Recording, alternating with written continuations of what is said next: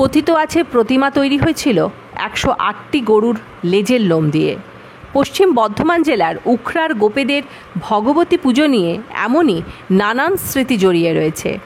দুর্গাপুজোর মতোই ষষ্ঠীতে হয় বোধন, সপ্তমীর দিন দোলা এনে শুরু হয় পুজো, অষ্টমীর দিন সন্ধিক্ষণে হয় ছাগ বলি, দশমীতে প্রতিমা নিরঞ্জন। সোমবার থেকে শুরু হয়েছে এবারের পুজো, আজ নবমী।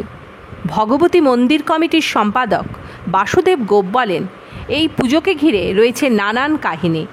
ভক্তি ও অগাধ আস্থা দিয়ে মাকে ডাকলে মা ভক্তের মনোবাঞ্ছা পূর্ণ করেন।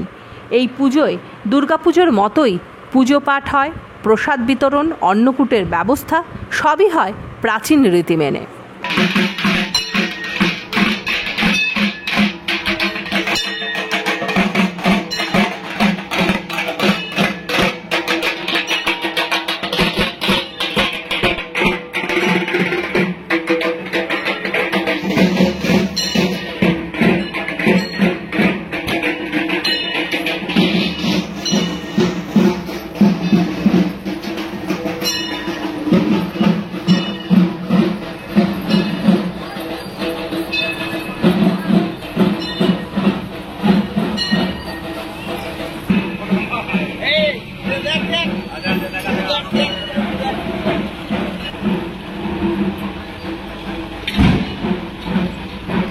আজ থেকে প্রায় 150 বছর আগে কোনো একজন ছিল, তাদের নামও আমার ঠিক জানা নেই এখন, উনি অনেক প্রাচীন।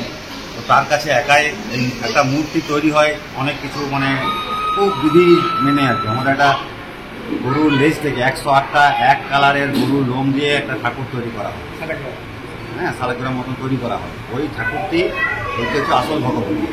সেই ভগবতীটা একজন একটা তৈরি করেছিলেন, কিন্তু কোনো কারণবশত চালাতে পারেন। তারপরে উনি রাখাল গোপকে হ্যান্ড ওভার করেন যে আমি চালাতে পারছি না, দেখো তোমরা চালাতে পারো।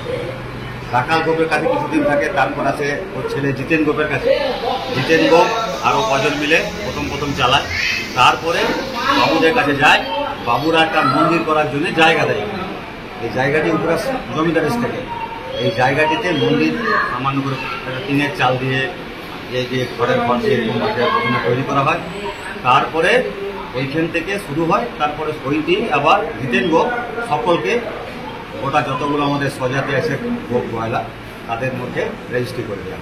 এই খরচা কি করে চলে পুজোর খরচাটা চলে? এখন সম্পত্তি কিছু নয়, প্রথমে একটু সম্পত্তি যা ছিল ইসিএলে গেছিল, একটা চাকরি হয়েছিল, সেই টাকা দিয়ে একটা ঘর তৈরি হয়েছে। প্রথমে তো টিনের ঘর ছিল, সেগুলো কিনে দালান ঘর হয়েছিল ওই টাকাতে। এখনও সামান্য একটু জমি পড়ে আছে, যেটা ইসিএলে যেতেও পারে পরে, সেটা যদি হয়তো। তাছাড়া এখানে অন্য কিছু ফান্ড নেই। আমরা এখন বর্তমানে ভেঙে 63 ঘর দাঁড়িয়েছে। এই 63 ঘর চাঁদা দিয়ে। কি নাম আপনার? আমার নাম বাসুদেব গোপ, আমি এখানকার এখন সেক্রেটারি।